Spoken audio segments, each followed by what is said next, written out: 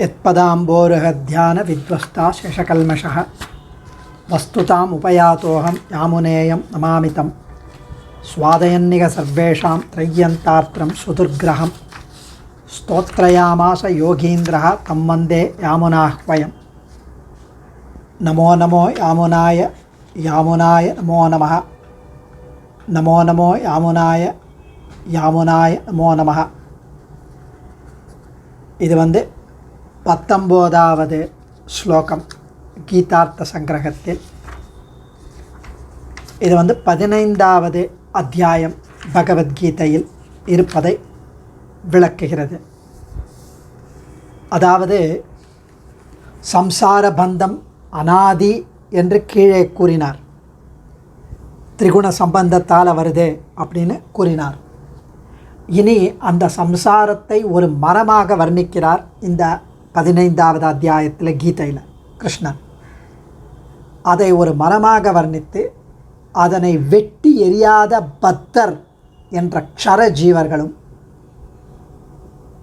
அதே மாதிரி வெட்டி விலகின அக்ஷரர் என்ற முக்த ஜீவர்களும், அவர்களுக்கு மேம்பட்டவன் சர்வேஸ்வரனான புருஷோத்தமன் என்கிறார். அதனால் இது புருஷோத்தம அத்தியாயம்.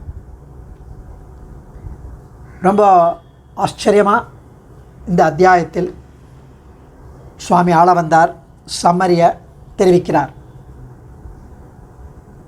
இப்பொழுது ஸ்லோகத்தை அனுபவிப்போம். கீதார்த்த சங்கிரகம் ஸ்லோகம். அச்சின்மிஸ்ராத் விஷுத்தாச்ச சேதனாத் புருஷோத்தமः வியாபனாத் பரணாத் ஸ்வாம்யாத் அன்யः பஞ்சதசோதிதः 15வது அத்தியாயத்தில் சொல்லப்பட்டது. உதிதா சொல்லப்பட்டது. பஞ்சதச 15வது அத்தியாயத்தில் உதிதா சொல்லப்பட்டான். யார் சொல்லப்பட்டான்? எம்பெருமான். அவன் வேறுபட்டவனாக, அந்நிய எதிலிருந்து வேறுபட்டவன்? வியாபனாத் பரணாத் ஸ்வாம்யாத். வியாபனாத் எங்கும் வியாபித்திருக்கிறான், எங்கும் பரவி இருக்கிறான். பரணாத் எல்லாவற்றையும் தரிக்கிறான், தாங்குகிறான். சப்போர்ட், ஆதாரம் அவன்தான். ஸ்வாம்யாத் எல்லாருக்கும் சுவாமி, சேஷி, மாஸ்டர்.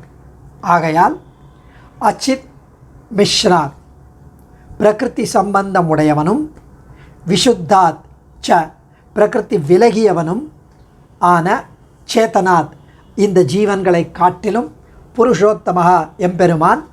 அவன் எங்கும் வியாபித்திருப்பதாலும், எங்கும் எல்லாவற்றையும் தரிக்கின்றமையாலும், சுவாமியாயிருப்பதாலும், சேஷியாயிருப்பதாலும் வேறுபட்டவனாக, அந்யகா வேறுபட்டவனாக பஞ்சதச உதிதா 15ஆம் அத்தியாயத்தில் சொல்லப்பட்டான். அவ்வளோதான். எங்கும் பரவி இருத்தல், எல்லாவற்றையும் தரித்தல், எல்லாருக்கும் சேஷியாயிருத்தல். அதனால் பிரகிருதி சம்பந்தமுடைய ஜீவனிலும் அந்த சம்பந்தமற்ற முக்த நித்திய சூரிகளுக்கும் வேறுபட்டவனாய் புருஷோத்தமன் எனப்படுகிறவன் 15வது அத்தியாயத்தில் சொல்லப்பெற்றான். ஸோ பிரகிருத்தியையும் புருஷனையும் பிரித்து கூறியது 13வது அத்தியாயம். பிரகிருத்தியோடு புருஷனை சேர்க்கை அனாதி. இது சம்சார பந்தத்தை ஏற்படுத்துகிறது. இது பகவத் பக்தியால் நீங்கும் என்றது 14வது அத்தியாயம்.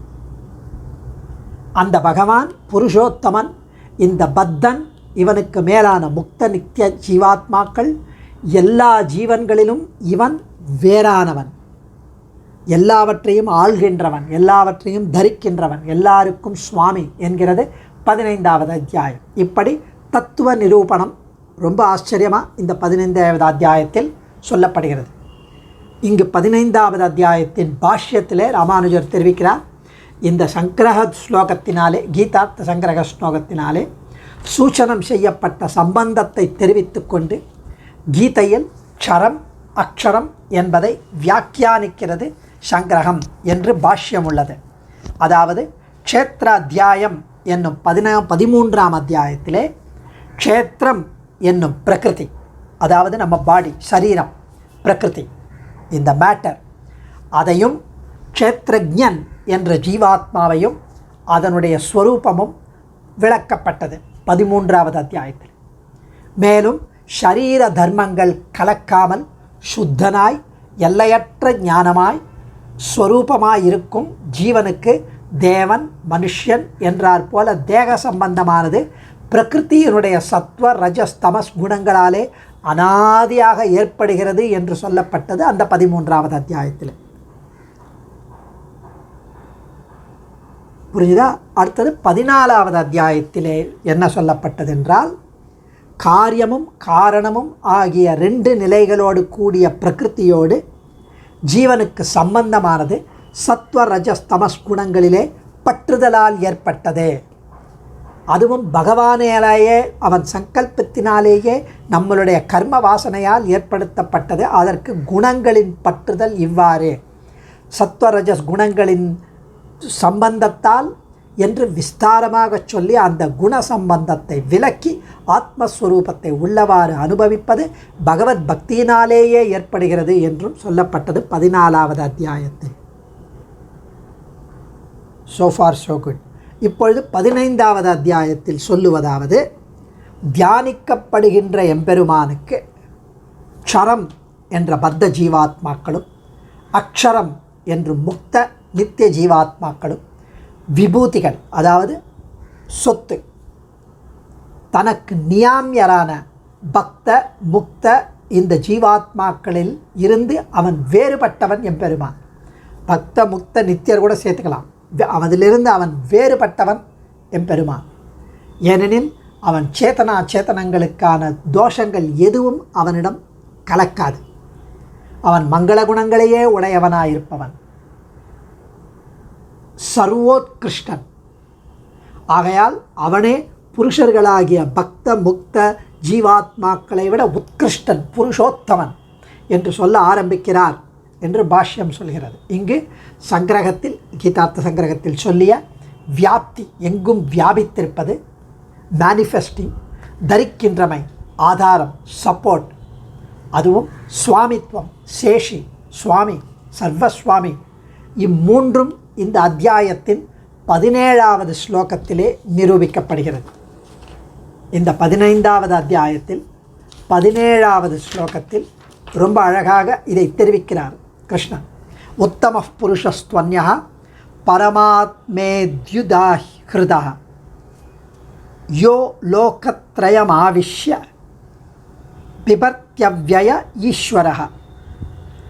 அதாவது கீழ்கூறிய இருவகையரை காட்டிலும் வேறானவன் உத்தம புருஷன். அந்த ஜீவாத்மாக்கள் இருவகை, ஒன்று பத்தர், இன்னொன்று முக்தர். பத்த ஜீவாத்மாக்கள் நாம், முக்த ஜீவாத்மாக்கள் முக்தி அடைந்தவர்கள், ஸ்ரீவைகுண்டத்திற்கு சென்றவர்கள், நித்தியசூரிகள் அங்கேயே இருக்கிறவா. இவர்களை காட்டிலும் அவன் உத்தம புருஷன். பரமாத்மா இதி, அவனே பரமாத்மா என்றும் சொல்லப்பட்டான், உதாகிருதா சொல்லப்பட்டான். ய அவ்யய ஈஸ்வரஹா லோகத்ரயம் ஆவிஷ்ய பிபர்த்தி, அதாவது எவன் அழியும் சுபாவம் சிறிதும் இல்லாதவனாய், அவனுக்கு அழிவுங்கிறதே கிடையாது பெருமாளுக்கு. ஈஸ்வரகா, ஈஸ்வரத்துவம் பெற்றவனாய், சுவாமியாய் இருப்பவனாய், லோகத்ரயம் ஆவிஷ்ய, பிரமாண சித்தமான மூன்றையும் புகுந்து, பிபர்த்தி தரிக்கிறான், தாங்குகிறான், பரிக்கிறான், அதாவது பாரத்தை ஏற்றுக்கொள்கிறான். ஸோ ஒரு ஜீவனே முதலில் சம்சார தசையை பெற்றிருந்து பின்னே அது அற்று விளங்குகிறான் முக்தனாக. நித்தியசூரிகளும் சம்சார யோக்கியத்தை அற்றிருந்து அது இல்லாமலேயே விளங்குகின்றனர். இவ்வாறு இருநிலைக்கும் யோக்கியனான ஜீவர்கள் போல் இல்லாதவன் இவன், விலக்ஷணன் என்பதற்காக அந்யகா அப்படின்னா. ஜீவர்கள் உடல் எடுக்கும்போது அதற்கு மட்டும் ஆதாரமாவார்கள். நம் சரீரத்துக்கு நம் ஜீவாத்மா ஆதாரம், நம் சரீரத்துக்கு நம் ஜீவாத்மா சேஷி, நம் சரீரத்துக்கு நம் ஜீவாத்மா சுவாமி. ஆனால் நம் எல்லாவற்றுக்கும் சுவாமி அவன். அவ்வாறின்றி எதற்கும் எப்போதும் நம்ம இங்கே இந்த லைஃப் இருக்கிற வரைக்கும் தான் இந்த பாடிக்கு நம்ம ஆத்மா. அதுக்கப்புறம் இந்த பாடி கீழே விழுந்துடும், நம்ம போயிடும், வேறு பாடி எடுத்துப்போம். ஸோ எதற்கும் எப்போதும் ஆத்மாவானவன் அவன் பரமாத்மா.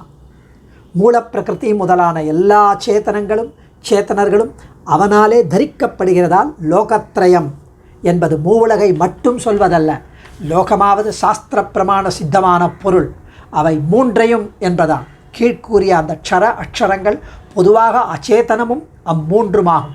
ஸோ க்ஷர அக்ஷர அச்சேதனம் எல்லாம் ஆத்மா என்பதனாலே சுவாமித்துவமும், ஆவிஷ்ய என்பதனாலே பிரவேசமும் அதனால் வியாபித்திருப்பதும், பிபர்த்தி என்பதனாலே பரமும் அதாவது தாங்குதலும், ஈஸ்வரகா என்பதனாலே நியமிக்கும் சக்தியும், அவ்யயகா என்றதனாலே ஞான சங்கோச்ச ஸ்வபாவம் இல்லாமல் இருப்பது கூறப்படுகிறது. அதனால் இந்த தர்மங்களுக்கு இடமாகாத க்ஷர அக்ஷரங்களை விட அவன் உத்தம புருஷன். அதனால்தான் புருஷோத்தமன்.